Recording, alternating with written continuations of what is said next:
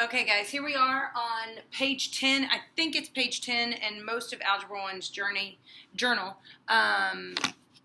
So, looking at page 10, we're talking about 1- and 2-step equations.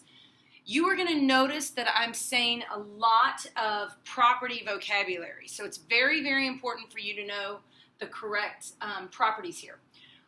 1-step equations and 2-step equations, there's only 2 properties that we're doing. We're doing additive inverse and multiplicative inverse. Okay? Both of these properties are being used, and that's it. So let's go back and think about what is additive inverse. Additive inverse is where we canceled out and made it equal to 0. Multiplicative inverse is where we took a fraction and we multiplied it by its reciprocal to make 1. So when we look at number 1, my goal is to get this variable by itself on the left-hand side of that equation sign. That means I need to get rid of this positive 12. Well, additive inverse will allow me to get rid of a positive 12. So I'm going to subtract 12, and because we're dealing with equality, I have to do the same thing on both sides. So if I subtract 12 over here on the left-hand side, I've got to subtract 12 on the right-hand side. And I always want to keep my equal signs lined up. 12 and negative 12 cancels out, and m equals negative 2. I can always check my work on solving equations. That's what makes solving equations so great, is because I can check my work. When we evaluated and when we did order of operations, I can't check my work. I had to rely on my mathematical concepts to get me through.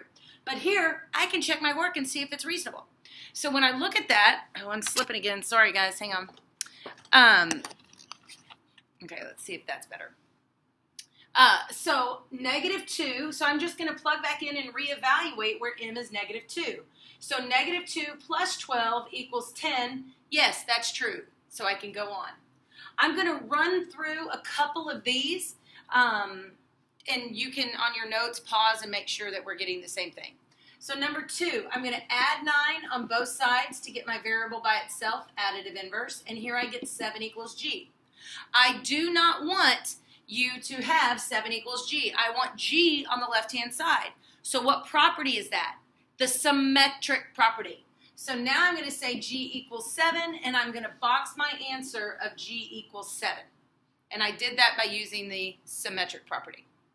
Okay, let's look at number 3. Multiplicative inverse is what is going to allow me to get y equal to 1.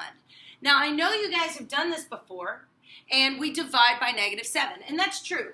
I can divide by a negative 7 on both sides, because a negative divided by a negative would get me a positive y, and then a negative divided by a negative is still going to be positive.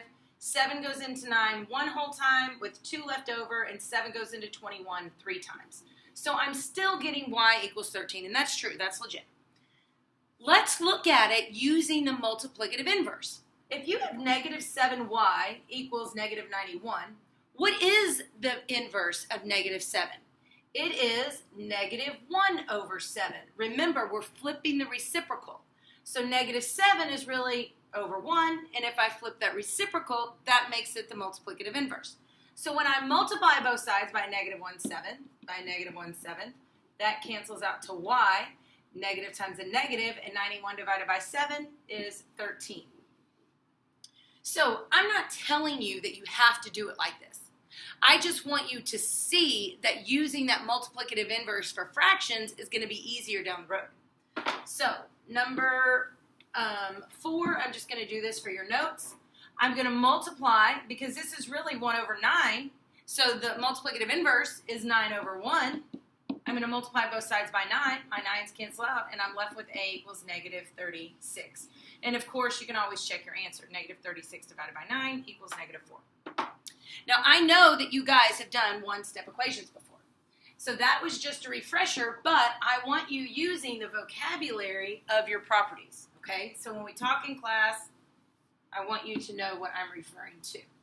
All right, let's look at fractions. So fractions, remember, to get rid of a fraction, that's the multiplicative inverse. We multiply by the reciprocal. So on number 5, x, I'm going to multiply by 3 over 2. By 3 over 2. My 2's cancel out, my 3's cancel out. That's leaving me with 1x. That's that multiplicative inverse. And remember, I told you guys you got to do this in your head. 2 and 10 cancel out to give me 5. 5 times 3 is 15. And that's my answer, okay? Let's look at number 6. I'm going to multiply both sides by 9/4 by 9/4. 9's cancel out, 4's cancel out, give me 1. And remember, you should be able to do this in your head. 4 and 8 is -2. -2 times 9 is -18. Number 7, my multiplicative inverse here is a -5/6. It has to be negative because the goal is to get it to be a positive one. So my 5's cancel out, my 6's cancel out, I'm left with k. And remember, whatever I do to one side, I got to do over here. And I'm going to get 6 and 12 is 2. 2 times -5 is -10. And for my last one, I'm going to multiply both sides by -2, or -2/1. It's the same thing. And I get m equals +18. Okay?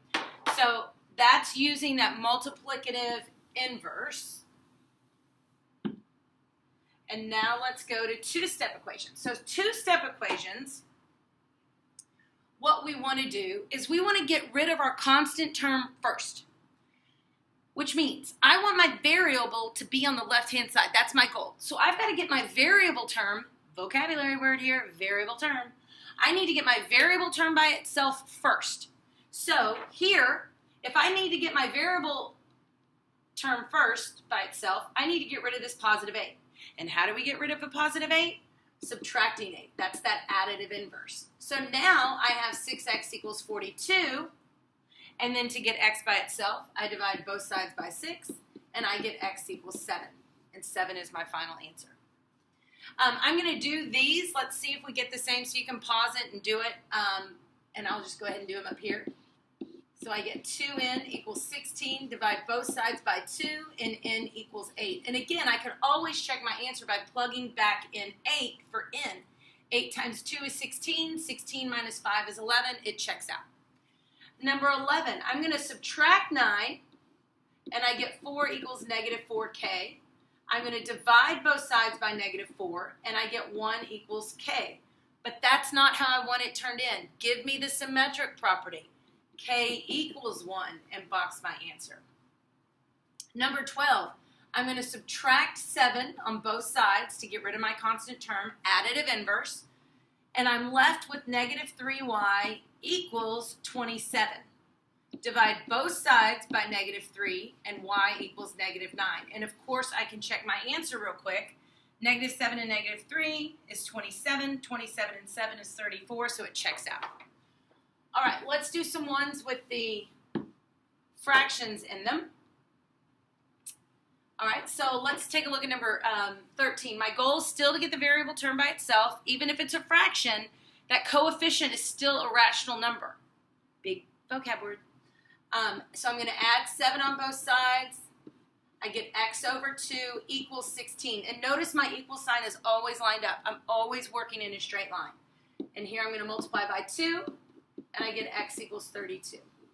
Okay, let's jump down to, let's do 16 and 18, okay? Let's do 16 and 18 just to keep the video shorter.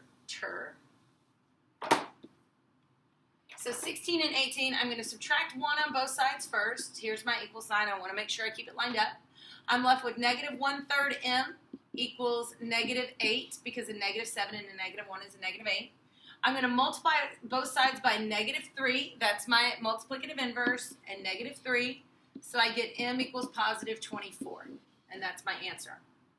Down here on 18, I'm going to subtract 9 on both sides. Remember, the additive inverse. Opposites cancel out. Keep it lined up. 9's cancel out. 15 minus 9 is 6. 6 equals -1/2 x. I'm going to multiply both sides by a -2/1, or just -2. And then times -2, and I get -12 equals x. I'm not going to keep my answer like this because I need to do the symmetric property, so I'm going to flip it. X equals -12. Okay? All right, so that is doing the two-step equations with that vocabulary and their properties, so know that vocabulary. Now, these are some special cases, but we're going to see them a lot in algebra, so I want you to watch out. These are different in that when you have this fraction bar down here, because really fractions are division, you've got to clear out your fraction first before you do addition and subtraction. So I can't go ahead and start with minus 11 on both sides because that's part of a fractional number, and I can't do that. I've got to get rid of that fraction. So to get rid of the fraction, I'm going to multiply by 8. So I multiply both sides by 8 first. My 8's cancel out. Now I'm left with x plus 11 equals negative 24. Now I can solve for x. Subtract 11, x then equals negative 35. And remember, guys, always check your answer. So if you are subtracting 11 first, you're going to get the wrong answer, and when you check it, you'll find that out. So always check that answer. All right, number 20, I'm going to multiply both sides by negative 2 first to get n minus 5 equals positive 14. Add 5 on both sides. Notice my equal signs lined up. 5's cancel out, additive inverse, and n equals 19. And that's my final answer. Number 21, I'm going to multiply both sides by negative 6. And I get negative 6 equals a minus 13, because those cancel out. I'm going to add 13 on both sides. And I get 7 equals a, but I'm going to apply the symmetric property to get a equals 7. And last example, I'm going to multiply both sides by 9. I get 36 equals w plus 8. And then to get w by itself, I got to get rid of this positive 8, which means I subtract both sides by 8. And I get 24 equals w. But that symmetric property is w equals 24. There we go. All right, so that's 1 and 2 step equations. If you have questions, come see me in tutoring. Good luck.